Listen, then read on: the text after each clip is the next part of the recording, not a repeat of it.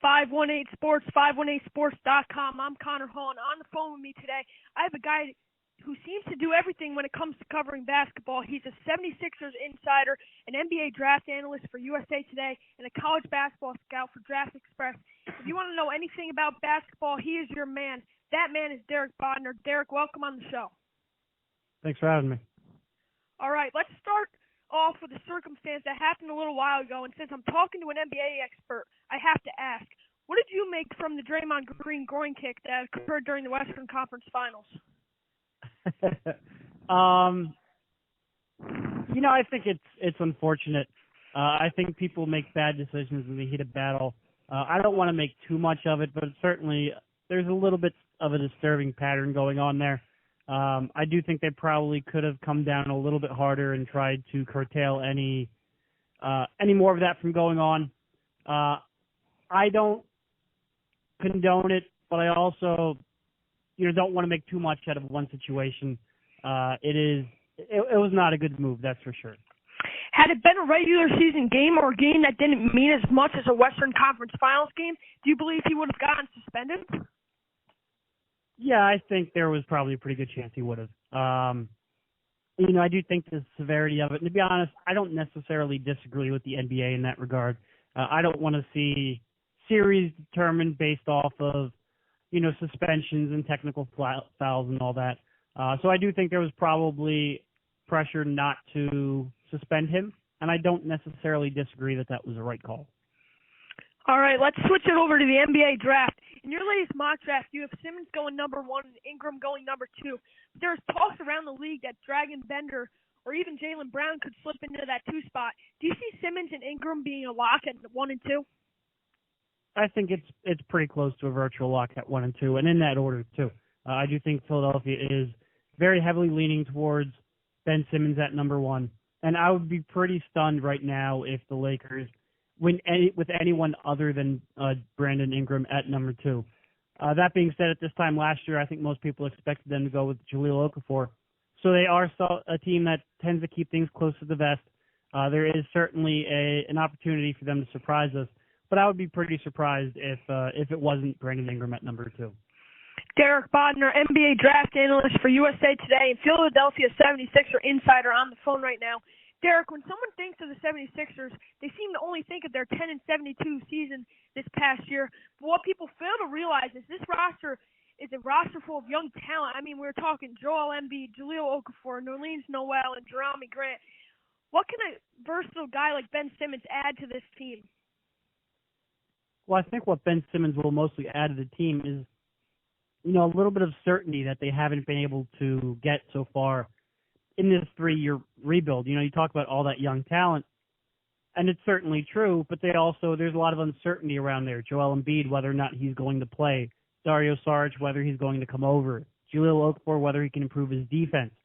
So I think what Ben Simmons provides is that, this is the guy that we're going to build around. This is our franchise guy. This is our centerpiece. Now let's get people to really compliment him, because I think that's what they've really been lacking. So now you can finally go out and start saying, all right, we need this skill set to complement Simmons. We need this position. We need, we have all these team needs. Whereas before, I think they were in 100%, let's get that franchise player. And if somebody like that does fall to us, we're not in a position where we can pass on that. And I think that was the right call.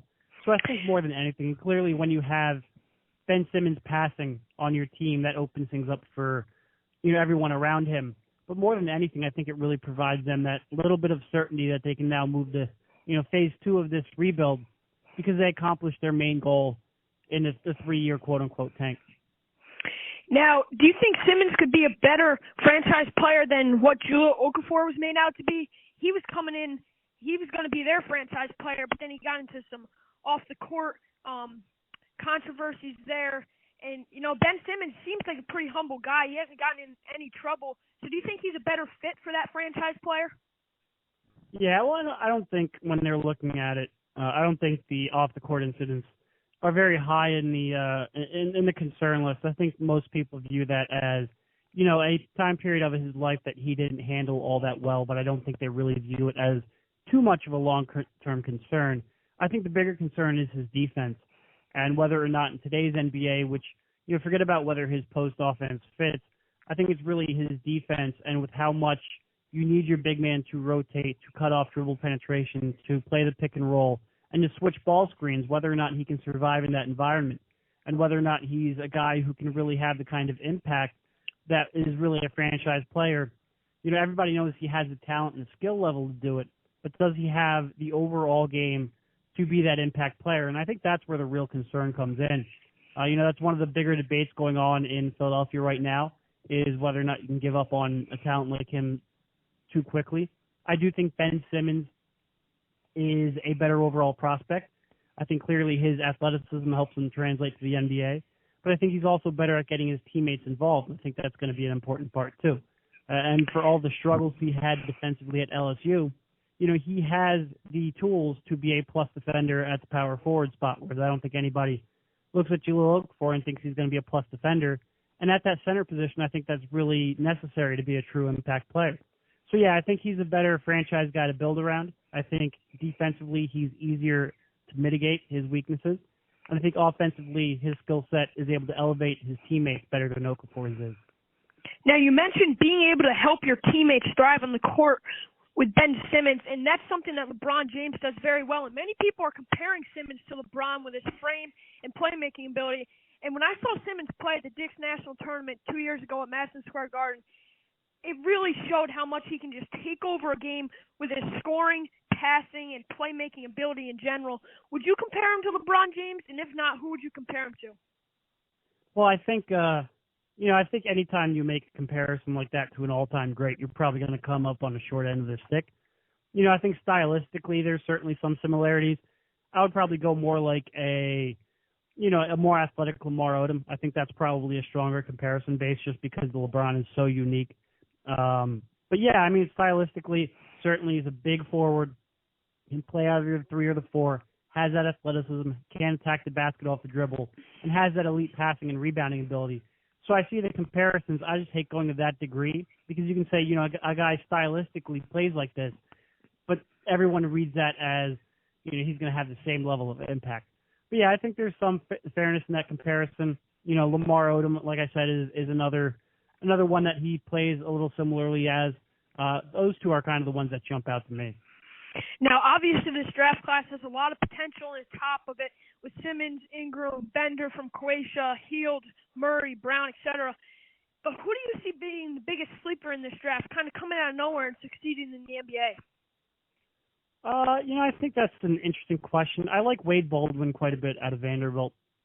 I have some questions about his overall decision-making and ability to run an offense, but the defensive profile that he has, I think, could be very valuable down the line. I think he has, because of both his size, wingspan, and his ability to shoot off the catch, I think he has a real ability to play either guard position. And I just think that kind of defense and that kind of off-the-ball shooting, I think, can be real valuable. I also like Timothé Luwawu, a wing out of France. I think he has, an all-around skill set.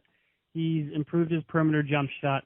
He's got athleticism, can really play in the open court, and he makes good decisions with the basketball. And it's kind of hard to evaluate him because of the club he played with. They play a real up-and-down style that is fast-paced even by NBA standards. But just the improvement he's made in his skill level, you see him going all over the board from, 12 with Utah. He's rumored at all the way into the 20s.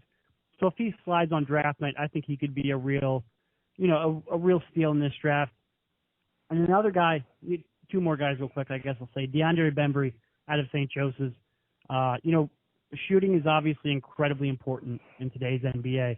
And because of that, Bembry gets knocked down a peg, and rightfully so. He's not a very good shooter at this stage.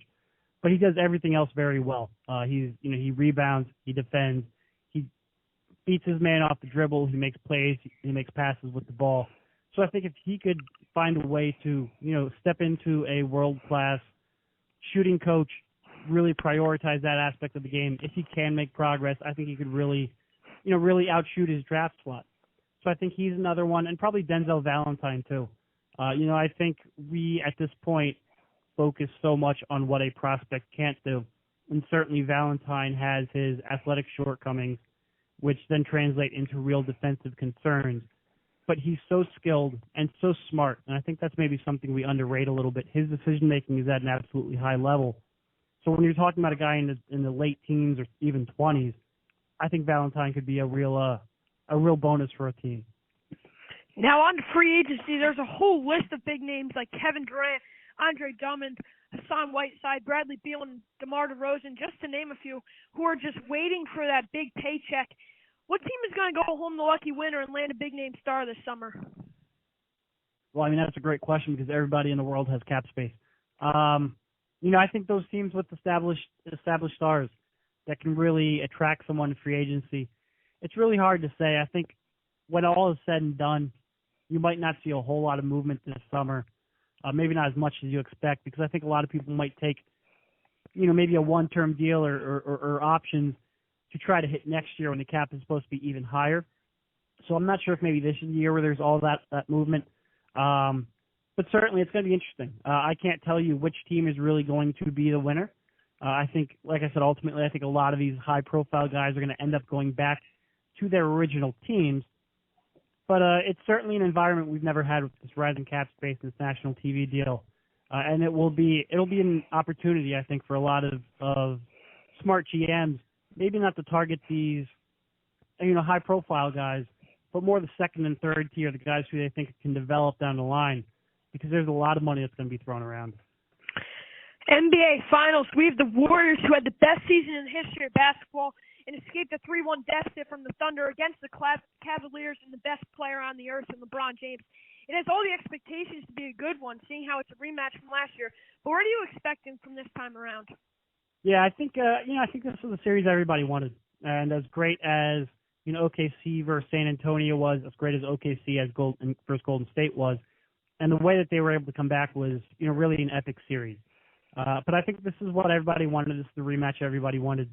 I think the interesting part to me will be whether or not Steph Curry is really 100%. And I think at the beginning part of the OKC series, you really saw two factors at play, and that was his health and just how much time he's been off, his basically sluggishness, and getting back into the rhythm. And I think he accomplished the second part, and now we'll see whether or not he's really 100%. And nobody wants to use that as an excuse, and nobody at this time of year is really 100%. But if Steph Curry isn't Steph Curry, it's going to be really tough against some of the athletes that Cleveland has. And again, I think you saw some of the struggles that athletic size can cause Curry against OKC. So I think that'll be interesting. If I had to pick a winner, I would certainly not bet against OKC. Just the resiliency and the sheer firepower they were able to show to come back from 3-1 down is tough to bet against. But I mean, this is a Cleveland team, really hitting on all cylinders. So I think it's going to be a great matchup. I would go with with Golden State in the end. Lastly, since you cover Philadelphia sports, and maybe this will give the fans in Philly a little sense of optimism when they need it, which Philadelphia team is going to be the next to win a championship? That's a great question. I think the Eagles, football's the easiest to rebuild, so I think the natural inclination is to always go there. But by the same token, they just gave up a lot to get their franchise quarterback, so they don't really have the pieces to make that short-term jump. So I think that's going to take a couple of years. Obviously, the Flyers exceeded everybody's expectations, but them getting the playoffs hasn't really been their struggle. They've been able to do that quite a bit. I do think they'll probably have the easiest path, but I think the Phillies are real interesting because I think what they're doing with the minor leagues and some of the guys they have coming up and have already brought up, Velazquez and Nola and Franco. Then you have Crawford coming up. I think they have some real high-level prospects. But I think everybody expects that's going to take 3 to 4 years to really materialize. And same thing with the Sixers. I think right now they got to get Ben Simmons going. I think they have to decide what they're going to do with Embiid, Noel, and Okafor. And then they have to start getting complementary pieces around there. And I think that's also going to take 3 to 4 years. I would probably say the Flyers have the best chance. But if you're going by Philadelphia's track record, the answer is probably none of them, sadly. Derek Bodner, Seven Insider, and NBA draft analyst for USA Today and College Basketball Draft Express. You're joining me today. I appreciate it. Look forward to speaking with you again in the future. Yep, anytime.